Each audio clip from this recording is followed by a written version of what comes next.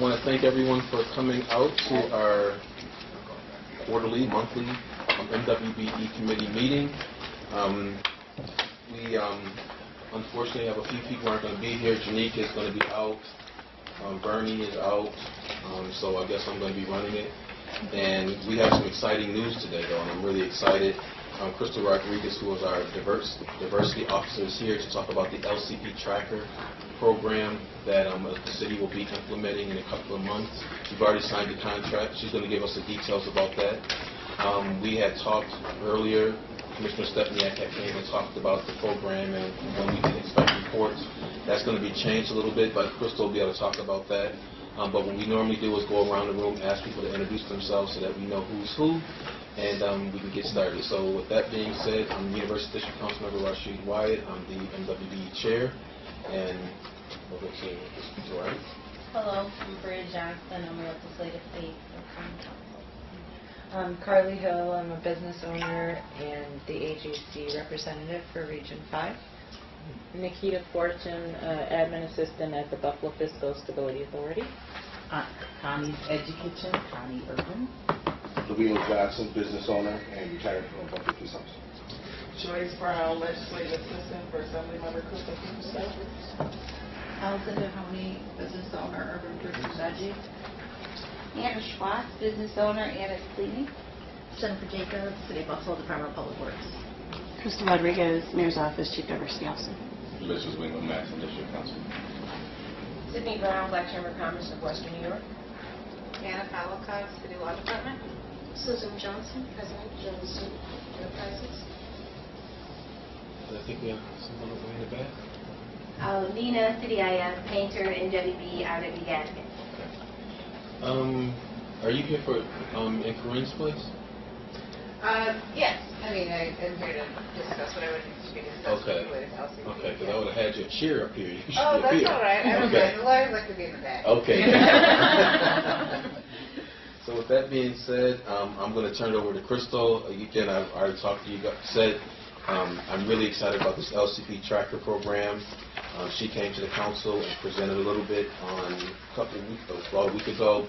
I did express some concerns which she'll probably incorporate in her conversation, and so I'll turn it over to you. It's a lot of pressure when the chair of the committee says that I'm in charge of the exciting information. I don't know how exciting it's going to be, but I'm going to try my best. But I wanted to just make the council members aware before I go in and answer anybody's questions. The contract was approved yesterday. You'll be getting something that will be filed again because we need to change some money around from different accounts, so you have to approve that because we want to make sure we get the funding and they get their money. Please, we need it. But so I just wanted to let you know that that's going to be coming again before you. So basically we have contracted with a company that does LCP Tracker, and this is a software that's used in New York City and other cities across the state. And this is going to help us be able to keep track of our MWBE numbers better.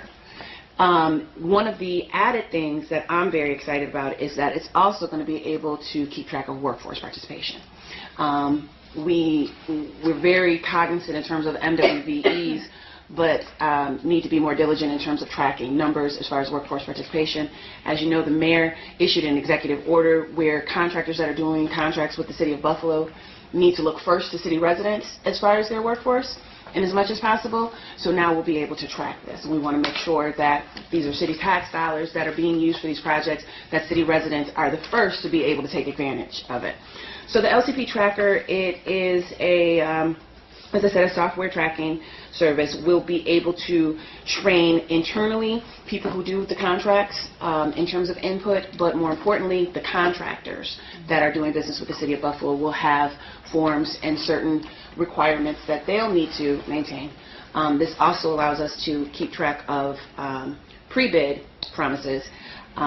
This, coupled with the mayor's executive order for subcontractor substitution policy, is going to limit what contractors can do in terms of saying something pre-bid as far as an MWB is concerned and then doing something once the contract has been given to them.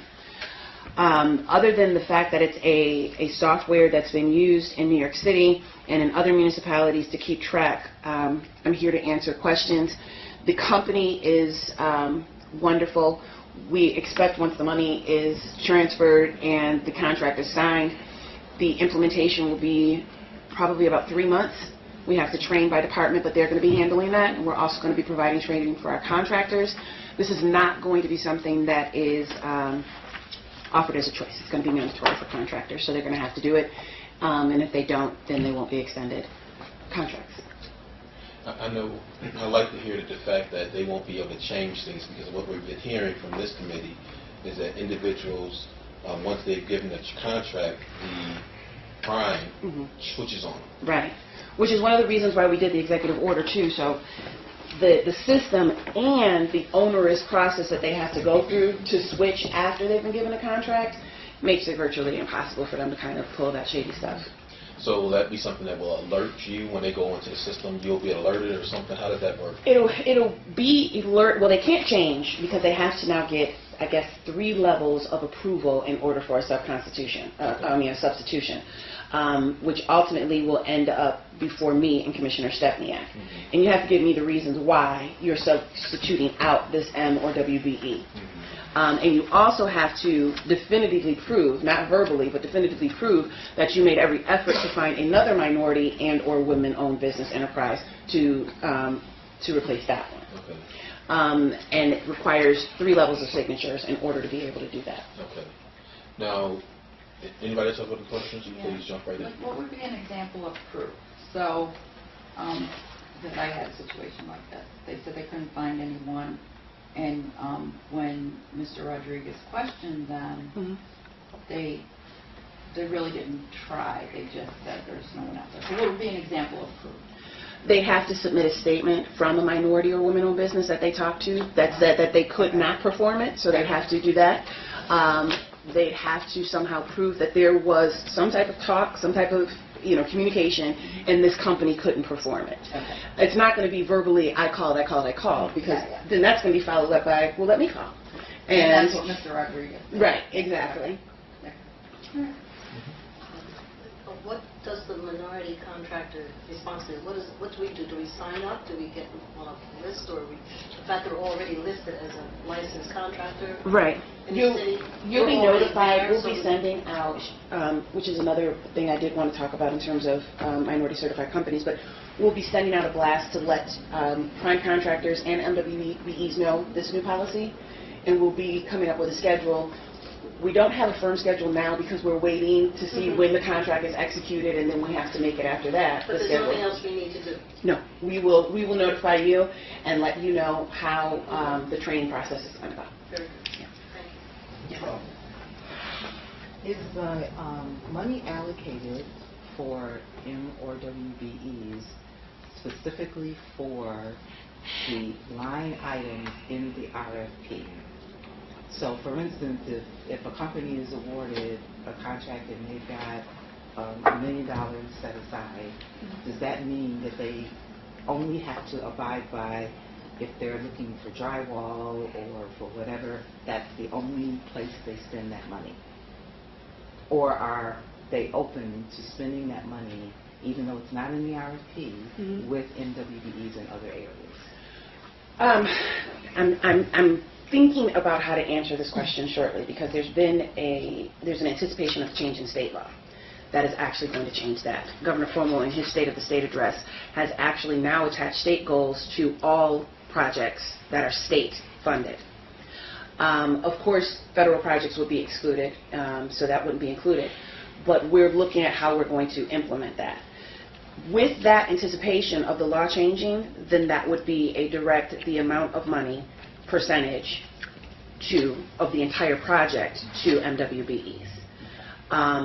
According, like I said, I don't see any reason why the law wouldn't be passed. And of course, what he's done is leverage the biggest, for goals, leverage the biggest amount of money, because municipalities that don't make every effort to meet these goals now risk losing funding.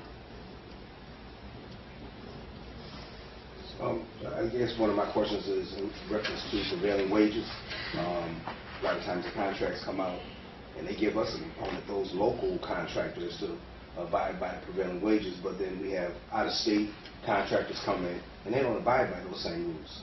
So they come in and don't pay local residents basically minimum wage, where the current contractors locally have to pay prevailing wages, and there's no enforcement of that. Okay. I'm actually going to defer to Anna. Yeah, so under state law, regardless of where the company's coming from, everyone has to be prevailing rate. If I understand you correctly, you're saying maybe illegally some people are paying less than prevailing rate. There's nothing to track them, so. Well, historically we have required certified payroll records from all contractors, attesting under penalty of perjury that they are paying prevailing rate. LCP Tracker will, in addition, help us track compliance with prevailing rate. The contractors have to input their certified payroll records. If there's anything suspicious about the payroll records, we get alerted. But in general, if you see that happening, you should tell us, and also the Department of Labor. I mean, they're charged with enforcing the prevailing rate. So we just need to have all eyes and ears open to these things, because I think one of the things that we've been hearing, and in many cases some MWBs have been frustrated by some of the loopholes that seemingly happen and occur. And so it seems as though, why should I say anything, because they're not going to do anything. But it's just like when we invite people to this meeting, no, it's not going to change overnight, but our continued input, and now we have this system, is now going to feed into something that we've all had concerns about, that now we can actually track. One of the things I've been saying on the council floor, and I'm going to stick to, is that when we make decisions, it has to be based on some financial or some summary of why we're doing it. This is a system that now we can hold people accountable. There's a paper trail, and we can make sure that nobody's getting any type of favoritism. It's really a system that is going to hold people accountable. And the more input that we get from you folks and understanding it, and I'm looking forward to our first reports, we will now be able to have something that's tangible. Because before, since we've been meeting, unfortunately, it's been somewhat intangible. It's like, okay, we're meeting, but what's happening? I think this is probably one of the first big moves that I think that we'll be able to hang our hat on and say, we do now have a system that we can feel comfortable, that now we'll get information and data to make certain that what we feel, what we perceive is either true or not true. Before, we couldn't really tell that. People say, hey, I go down a project, I don't see minorities on that project, and there's a perception that we're not holding people up. But now we'll have a report. So I'm really looking forward to that. We will, and we'll be able to break it down, race, how many men on the project, women, city residents, apprentices. We'll be able to break all of that down. We can even break it down to zip code, how many workers are from this particular zip code, and even for the federal project, Section 3 certified, those type of things. Now, in the spirit of full disclosure, this is also going to, we hope, it also motivates companies to become minority and women-owned certified. Because one of the things that if you're not state, city, or county certified, does not count towards those numbers. So we're going to be doing, in conjunction with this, as I said at the council meeting, this is my top priority. Everything else has been cleared off to do this, to implement this. But then also, once this begins to be implemented, to work in conjunction with the Beverly Gray Center, getting that up and running, getting the director over there, and really pushing to get the support for minority companies to be put in a position where they can be certified and they can be in place for doing some of these bids. We want minority and women-owned companies to be subcontractors, but we also would like to develop minority and women-owned companies to be prime contractors. So that's our goal. I kind of sit on both sides. My family business would do heavy highway, and now as my own business owner, I'll be working towards getting certification, and my client base is primarily municipal for what I'll be doing. And from the contractor side, I really applaud the county for getting this program in place, because just from the contractor's side, the labor-intensive component that goes into the tracking and the submitting, and just how untimely it gets. So we use the EVO system for the DOT, which is fantastic, and all of our in-house office staff love it, because you can give real clear live time of what's going on a contract, not 6 months after it's done, looking back and saying, gee, we could have done better. And so we've been hoping the Thruway Authority would do something similar, and it's really exciting the city's moving forward like this. So I know as a representative of the local contractors, as the Association for General Contractors for New York, We have a group that I know would be very interested in the training component of it to make sure that, so if this hits, say, mid-season, it doesn't have legs because people aren't aware of how to utilize it in like the office staff kind of people or the officers for the individual contractors. Right. I mean, for the good guys, you know. Yeah, right. So if there's a way, I just would be great to contact or connect with you guys and enable that to happen. Because we do. We want to make it as easy as possible for contractors. We It'd want be to great reduce to the know about it. pushback. You know, There's some questions about the workforce utilization piece too, and how to get access to what the list of available in-city residents are. We have a meeting with probably 200 contractors, engineers, and suppliers in March. Might be a good opportunity to have you guys actually discuss it, but I know it's super soon. Oh, no, but we I'd could love talk to. about it. Like I said, everything's been That'd be clear. great. This is a priority. It's a priority for the mayor, so I'd love to. If you We'd could like get in to touch be with me, I'd love to do successful, that. because I know from both sides of We it, appreciate that. it's super beneficial. Yes, ma'am. For the development, Ms. Crystal, will the MBE be able to come to you to let you know what type of development we are interested in so that we won't have something that is not needed? And will we on the schedule for this year coming forward so we can sit down and let you guys know what challenges and stuff that we have faced last year so we won't go into the same problem again for 2018?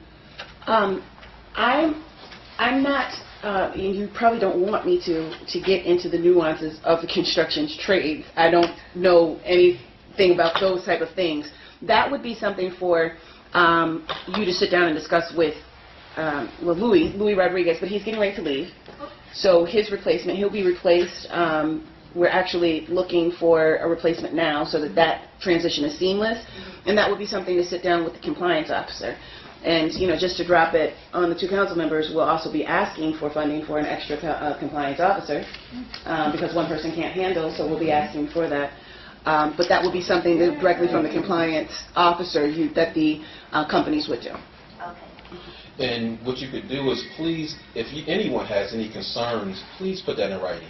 Send it to the council so that we can put it on the agenda, so it's part of the record and we can follow up on it. Because a lot of times we do the verbal, and you know, verbal is verbal, but when you put it in writing, You mean email? email, yes, email, letter, however you want to do it. So please submit that. One of the questions I had that we talked about, which is definitely a concern I mentioned to Ms. Rodriguez during her presentation, is that she's going to be responsible for this. And unfortunately, I've seen through City Hall that we put one person responsible, although they have 101 other duties, we make that one. I'm concerned about that, but you've said to me you're going to clear it off. Because to me, I really think that we do need a person. I'm glad that we're getting 2 compliance people. We've been needing that for a long time. And that's probably what's most important, is that we have someone that can actually get this work done. You know, sitting there and talking about it and putting that one load of responsibility on one person, we know it's not going to happen. It can't work. It's impossible.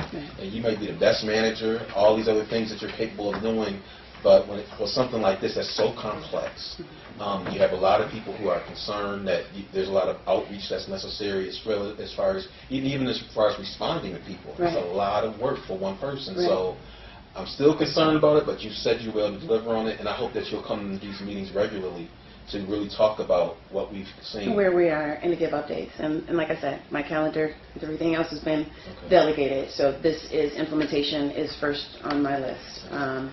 Racial equity, ESPRI, those things have been delegated to others right now while we get this up and moving, and I'll be able to pick those things up once I'm done with this. So the timetable for the 2, you talk about 2 new compliance officers, right?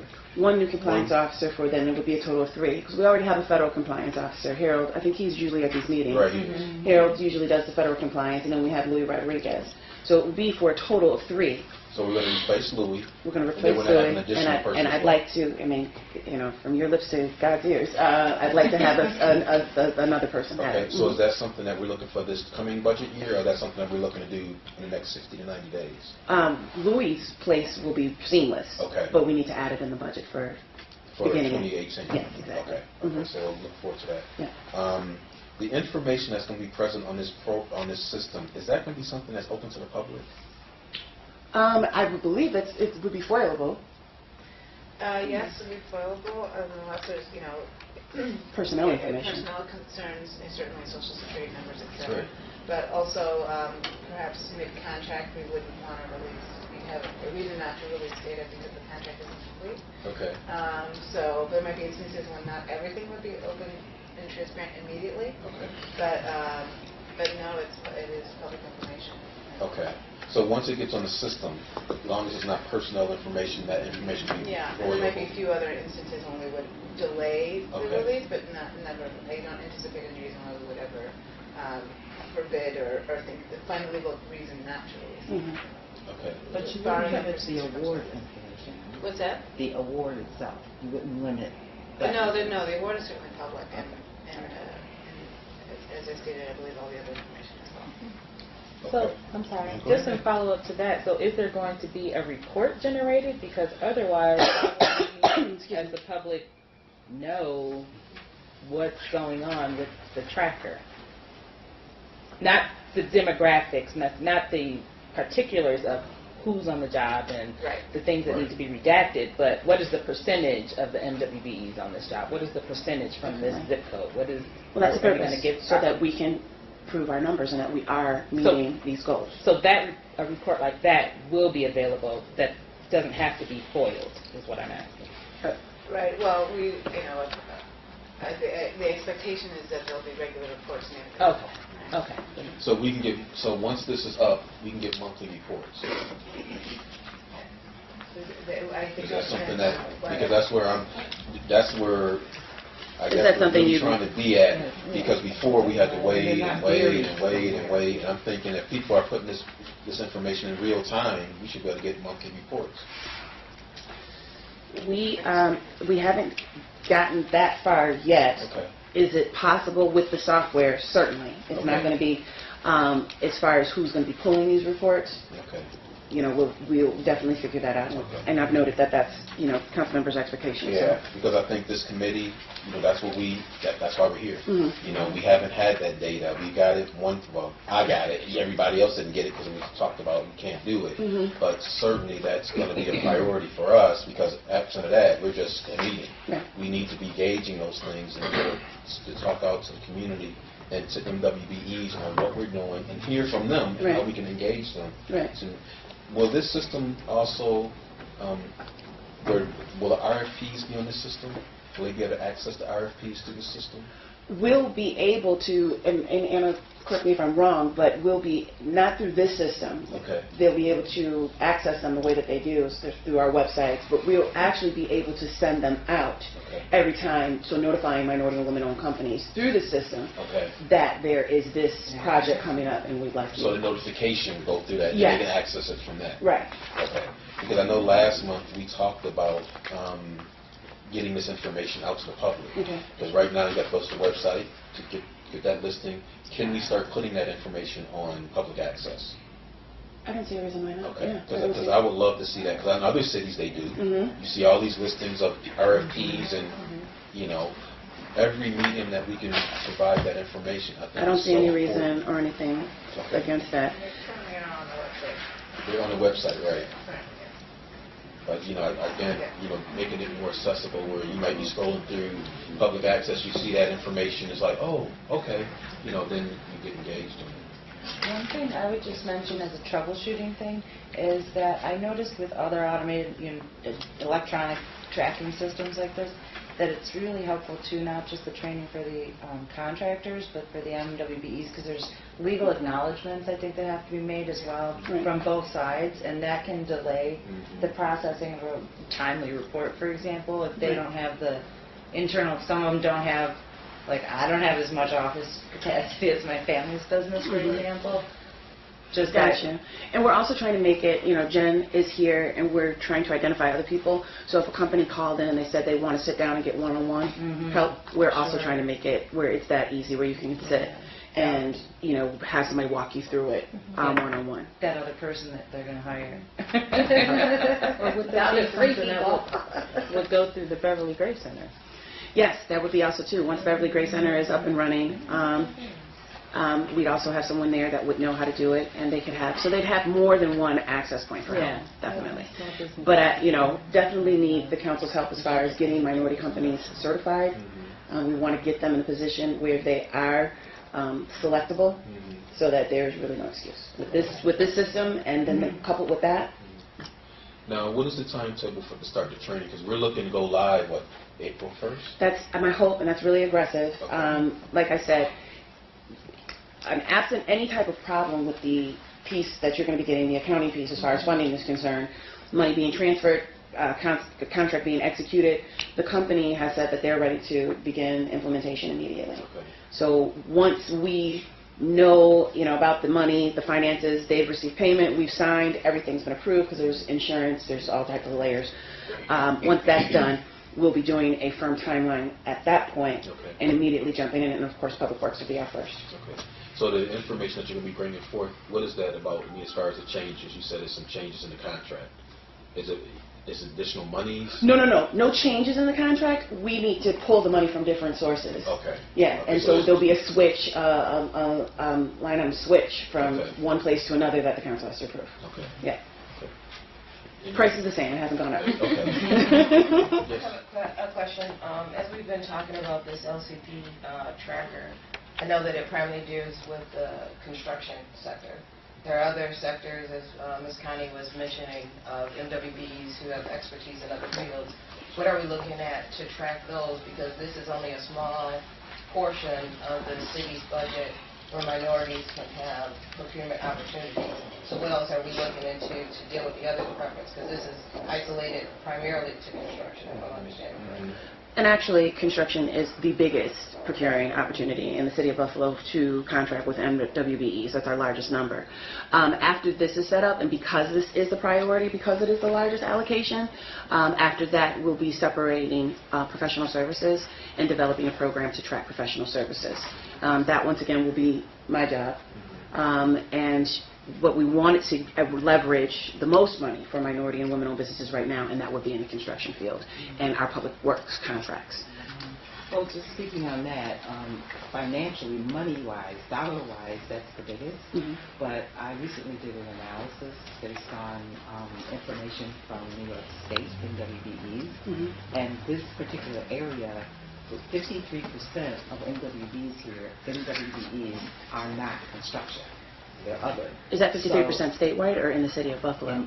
In the western New York area. Okay. So it's not city. I couldn't drill down to city of Buffalo. Okay. But when you look at that other category, it's 53%. So there is a huge number of companies that are eligible, but they're not in construction. Right.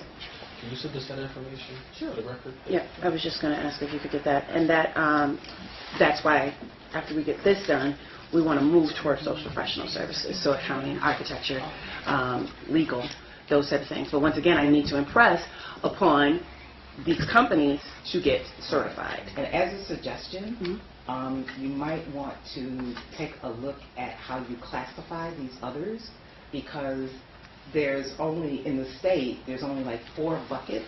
So it's very difficult to really determine what the business is, because they come under consulting or business service, and so you can't really get a feel for what the business is. Okay. Which is another reason why I think some company primes have trouble identifying, because the other bucket, if it's construction, it's very clear. I'm drywall, I'm paint, I'm da-da-da-da-da. Right. These others are not as clear, so... Give me an example of a company when you mean it's not as clear. So if it's not a consulting company, if it doesn't, give me an example of a company that would offer a service that doesn't fit in one of those buckets.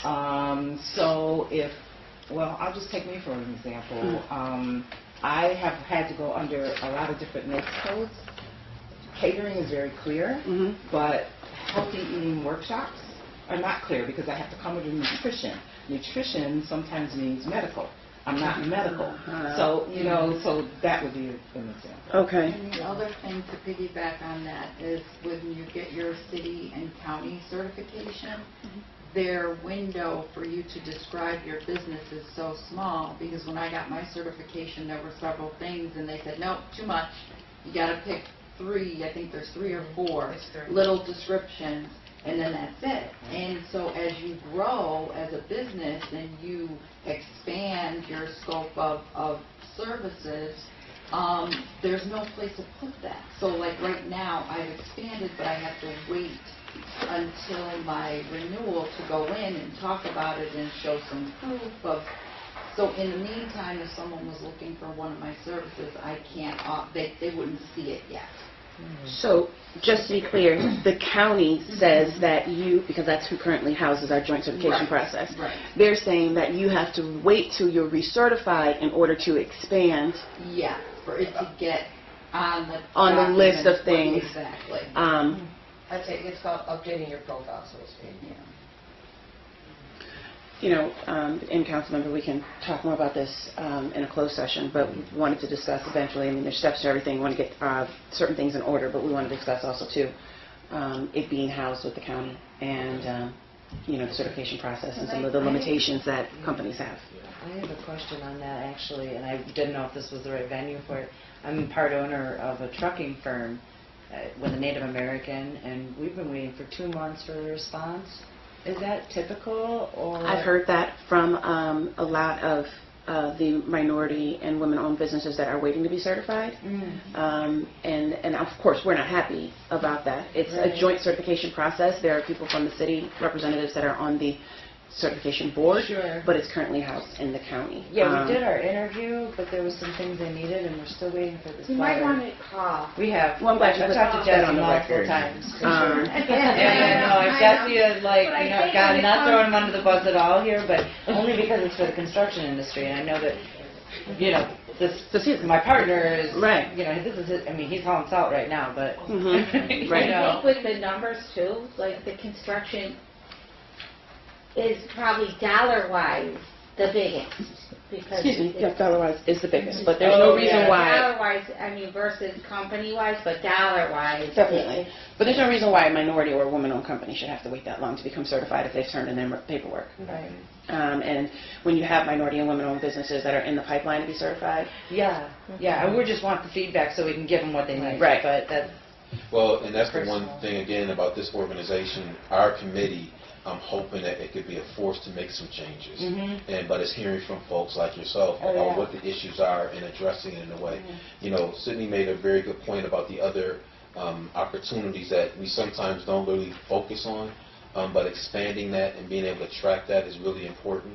Because again, if people don't know, they don't know. But if we can be a little bit more proactive in getting that information out and being able to track it, because I think that's, again, we've not had that opportunity to really have the information in front of us to make sound decisions, to make sound recommendations. Right. You know, now I'm hopeful that we'll do that. Just like I'm hopeful that we can get this Buffalo School Board to the table.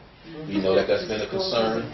People have made comments about it. You know, I'm not a school board member, but I'm hoping that, again, seeing the work that we're doing, the impact that we can make, and how they can assist in making that impact even greater, you know, hopefully they'll come to the table. Because I don't have a vote on the school board, but I think that hopefully when they see that there is a need, we have an organized group of folks that can put that out in the streets so that we can really make a dent. Because they have we have a $500 million budget.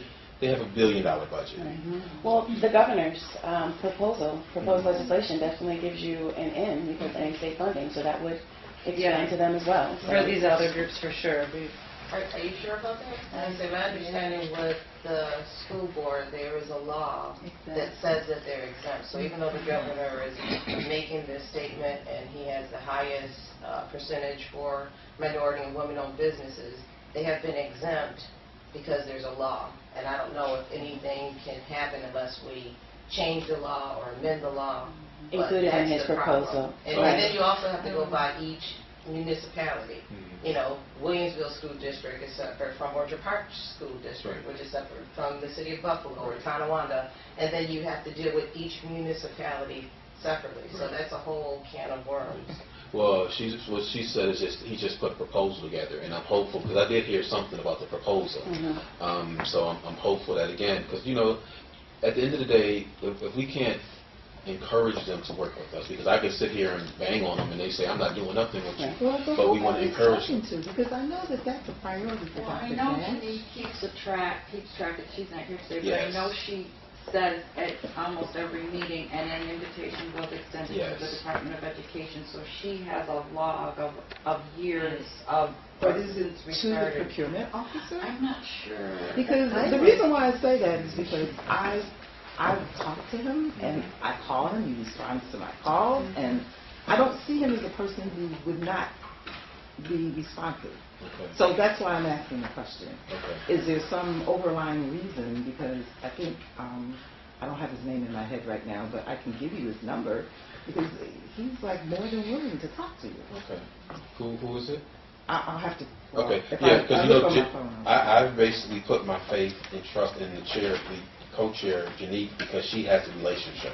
Right. I don't right. have a relationship with them, so when she says that, hey, I've reached out to them, they not want to come to the table, you know, I'm basically taking it on that.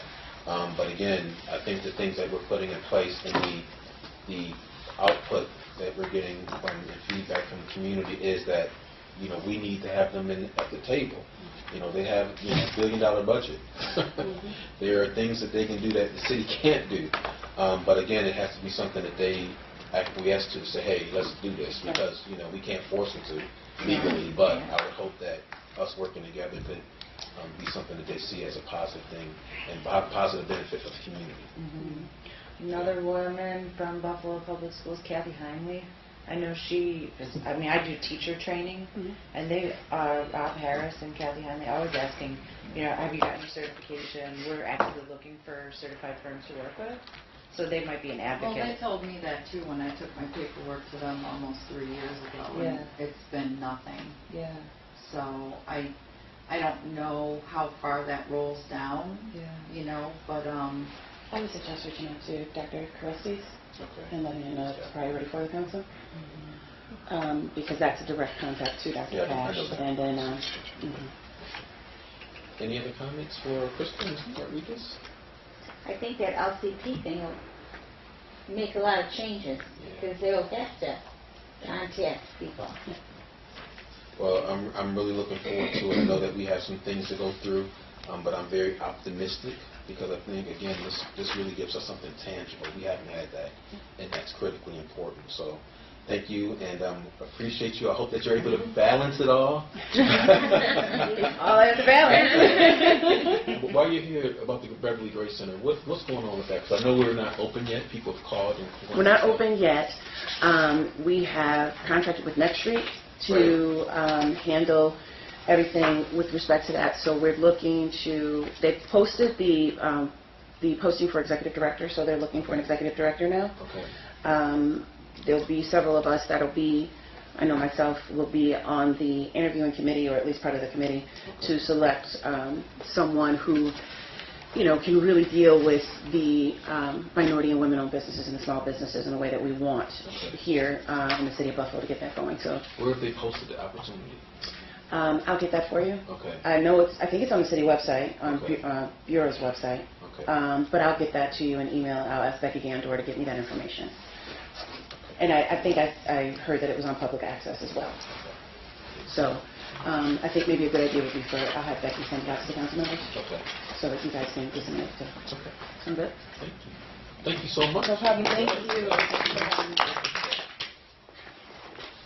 Okay, moving on.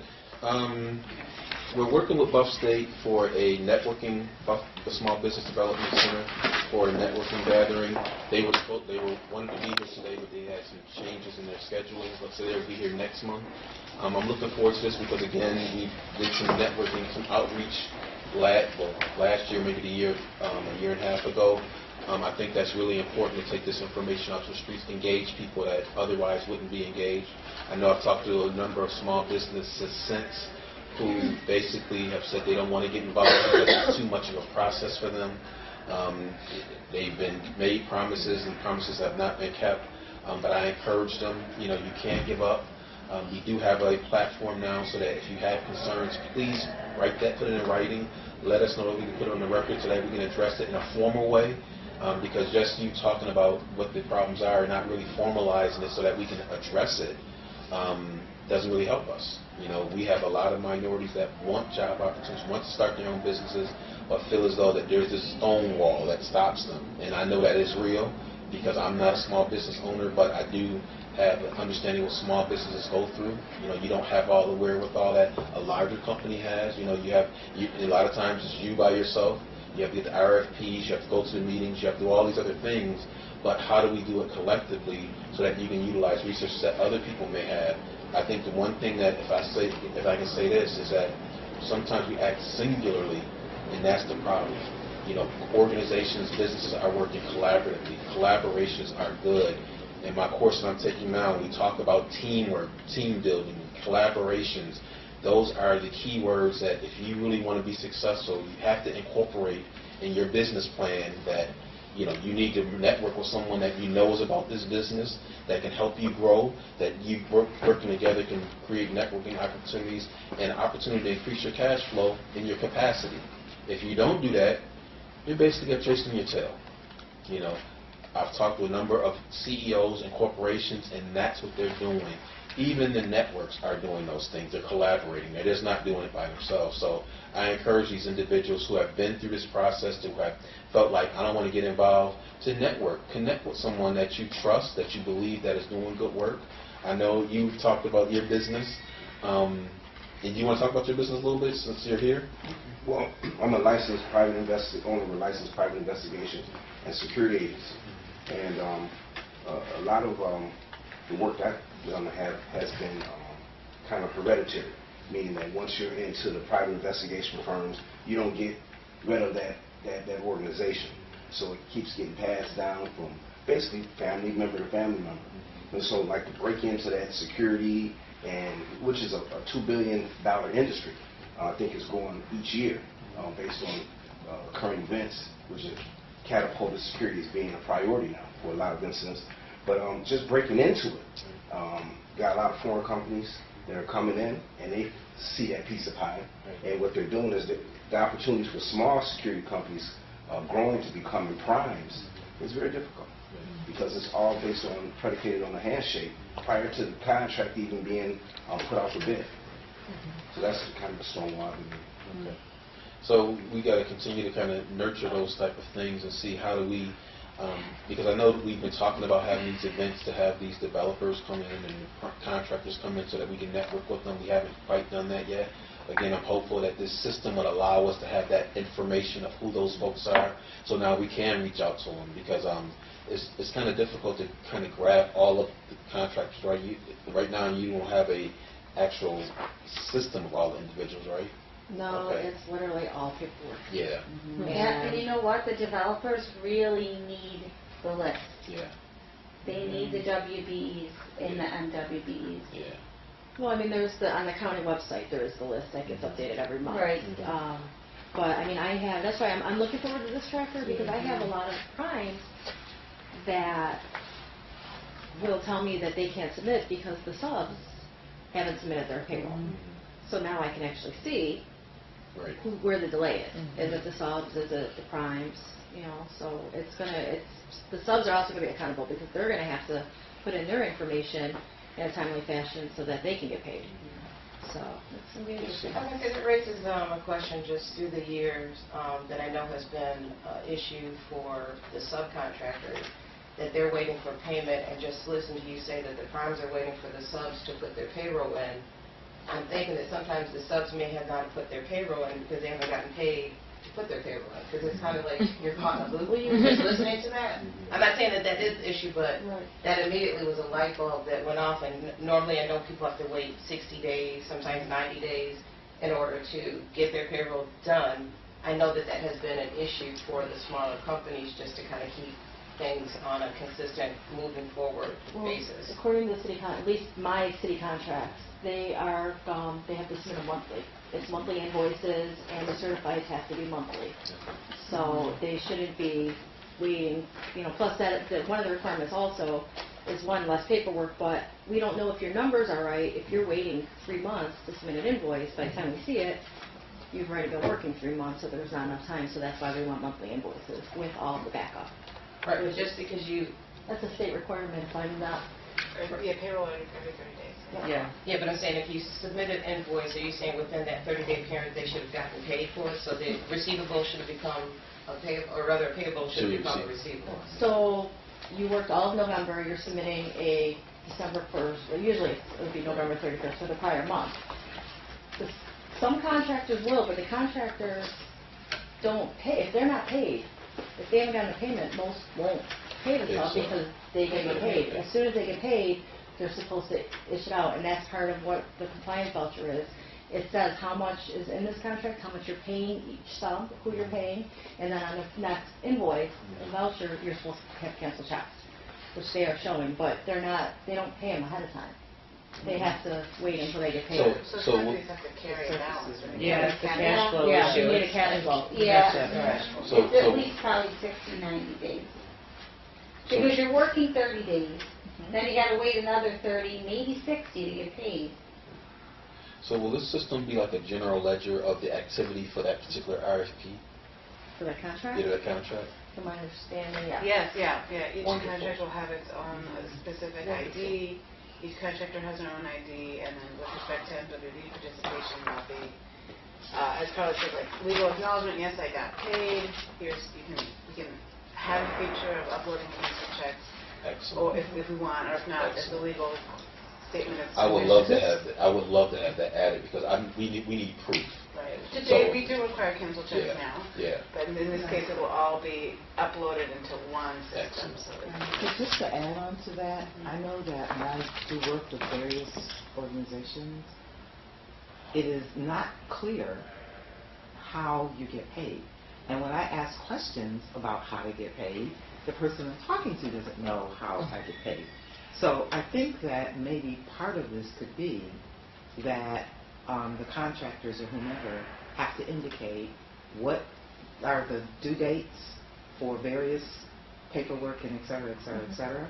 Because just to say, because small businesses, and I'm sure we all experience this, is that you've got a lot going on. And if you don't have a clue, then sometimes it slips or whatever. But to your point, you should be able to say to someone, well, the reason why this isn't happening is because you didn't do A, B, and C. Well, sometimes that's like pie in the sky. Because I'm sitting here thinking, I've done everything, and then someone comes back to me and says, oh, no, you got to do this. And every organization has a different way of doing it. So, In the county, do they have to wait to get paid from the state? Did that hold up payments? Well, I only do city. Or city? Well, the 99% of the contracts, actually all of them, because even the state ones are DASB funds, when I have a contract, when it's encumbered, the funds are there. Okay, There are so you don't have some- to wait. I But don't. some people, you gotta wait. There are some bigger, like Main Street project, the big type contracts that have different funding sources. I can't speak to the Are you specifics talking on about that. a City contract or a private contract? I'm talking about these, well, there's city contracts too, yes. Because sometimes I have to get on that phone and I have to call and say, okay, what's going on? And then they'll tell me, oh, our process, you have to do this. Where I'm thinking, if I'm dealing with the city, the process is the city process. It's not necessarily so. So with this system, and once we are able to verify that the sub has submitted their paperwork for their payroll, is there any way that once we pay the contractor that we can pay the sub to? That Well, we, the check, the contract is what it is written with the prime. Right. Yeah. So contractor A has it, so the check gets written to contractor A. The reason why on the following vouchers, we want canceled checks is because I want to see that you actually paid what you said you were paying. But now we may not need that because with LCP Tracker, the sub is going to go on and say yes or no that they received payment. So I will see that confirmation, okay. from my understanding. I haven't worked on the system yet. Because I see what you're talking about. It seems like if they get their money, are they taking their time and paying the sub, Right. which I know is a cash flow issue. If I've done the work, I can't go another month without getting my money. Right. And sometimes that's the way that they're squeezed out, by, kind of, making them wait and knowing that they can't get the work done, then they can bring somebody else in because you didn't do the work. But at the end of the day, we know small contracts, small businesses, there's a cash flow issue there. Statistically, Yeah. that's the hugest reason they fail. But the other thing that I'm Doesn't matter. hopeful that this information will help us is that how do we maybe get some of these banks to work with some of these contractors collectively? Again, we got to start looking at how do we work collaboratively with our resources so that maybe a bank would be willing to give 3 contractors a line that will help them through, where they're not, waiting for that money to come in order to pay their people, but they have a line that they can work through. I think it's so important, and I think that our banks are more sensitive today, but you got to come with a plan. And you got to say, hey, I got these 5 contractors, this has been our track record, this has been our cash flow, can you assist us collectively in developing a line of credit, which can happen, but if you don't reach out to that point, you basically are at the whim of the contractor. If they don't want to pay you on time, even though they were paid on time, it squeezes you out.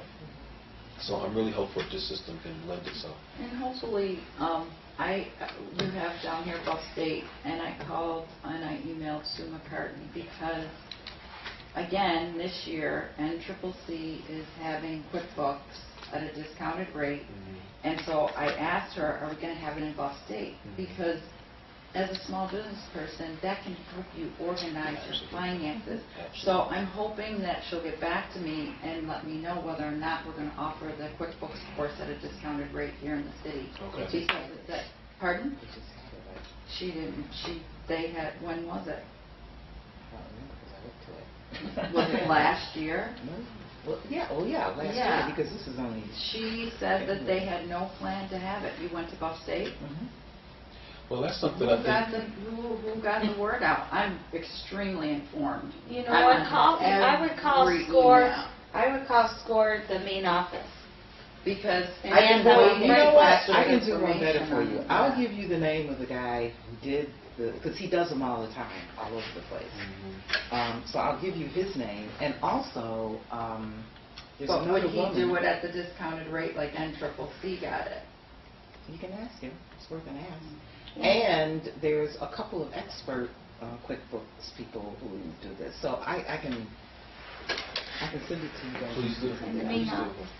That's a good thing. Because I love QuickBooks. Franklin Score? I tell you, anybody's in business, you don't use QuickBooks, you are And they can guide you. Yeah, because everybody I've been talking to, I don't know. I love QuickBooks. Peachtree would just seem like it was just too much. They have that new QuickBooks You had to with your understand the receipts and system everything. where QuickBooks, you put your entry in, and it goes get your ledger, your business statement, balance sheet, all that stuff. So. The Women Business Center, Canisius, is super helpful and really proactive, too. Yeah, I've been with them, but they didn't get the discounted rate like NCCC. How about the, what do you consider I paid $79. $79. That's what I paid. That's a great price. Well, we'd love to try to host one so that we can get that. I'm really looking in my district to look at how do I get small business development. So I'm working with Upstate and trying to, again, get people engaged in their community. If you want to start a small business, come out and hear the story, because I think that's one of the biggest problems that we have is that people don't know. Right. You can be the best baker, but if you can't manage the finances, on every email, and I've been corresponding with her, and she didn't say that there was a class last year.